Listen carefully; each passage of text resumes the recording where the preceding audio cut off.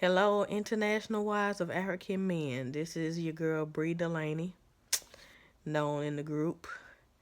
I'm just going to quickly tell you about my experience with a Ghanaian man by the name of Lazarus Dengana. And I met him on I met him on Afro Introductions. He hit me up, I want to say, in April of 2016. And of course, he was just like, "Oh, you're so beautiful. This has to be fate. The reason why we met, blah, blah, blah. I'm a Christian. I'm a prophet. God told me that my wife wasn't going to be African, that she was going to be overseas, and this, that, and the other." So, of course, it started off really, really good. Um, I discovered what you call WhatsApp, and we talked on WhatsApp all every day, pretty much, and video chatted as well. I would wake up talking to this man. I would go to sleep talking to this man. I would message this man while I was at work because I was a parole officer at the time, so I had a pretty flexible schedule. I made my own schedule. So we really hit it off, and we actually talked about marriage and stuff like that. But the only thing is, hey, I'm in the U.S. and you in Ghana, and somebody got to move. So, um, I mentioned him getting his passport and his visa to come to America to visit me. I'm thinking he only wanted to stay for 2 weeks. He wanted to stay for a month. I was just like, no. For one, I have a daughter, and I don't know if you're a child molester.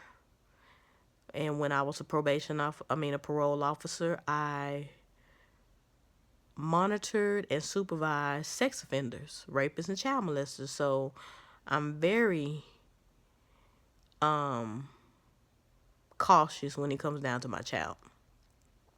So the next idea was that I go to Ghana and visit him. And I'm just like, yeah, I could probably go. And he even offered to help pay for my plane ticket to get there with the profits from his supposedly yam farm that he had.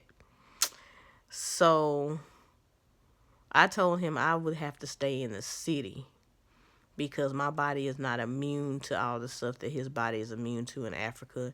I didn't want to get sick. I'm not washing no clothes by hand. I need central air and heat, and I need a washer and dryer. So months and months go by. He never gets a passport. He never gets a visa.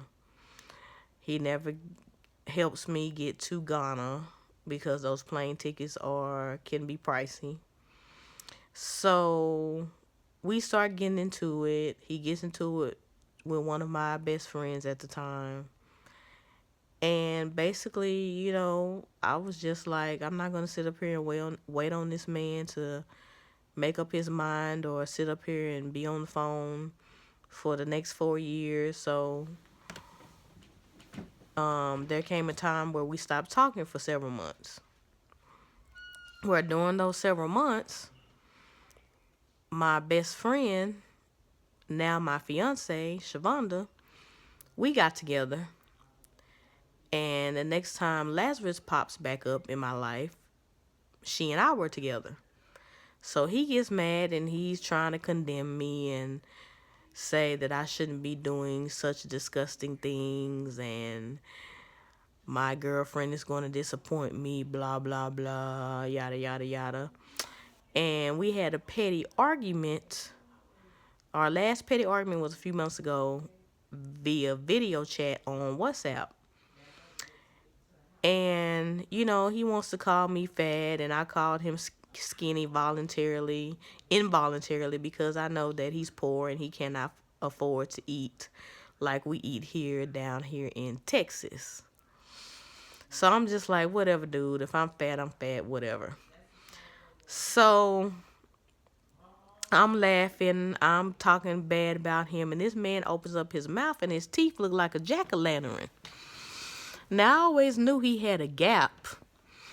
But them teeth never was spread it out like that. So I'm just like, this man look like a monster. So my girlfriend, who is very spiritually inclined and can see stuff in the spirit, she kept looking at the screen and she kept seeing a witch on the screen. And every time she would see the witch, she would turn her head, and then she would look at the screen to see Lazarus again, but she would see a witch and she would turn her head. And then after a while, I just hung up and I was just like, whatever. So my girlfriend tells me afterwards, she said, Brownie, you know that he's been dabbling in witchcraft. And the reason why I saw that witch is because he's a warlock, which is a male witch. So at this time, I said, oh, hell no. I don't do that. I don't mess with that. And I know that witchcraft is very prevalent in Africa. Juju or whatever you want to call it. So he tried to have one last word with me via messenger. And I just called him out. I put him on blast and I said, look here. You are not a damn prophet sent by God. You are a warlock. Leave me alone. And I have not heard from that man ever since. And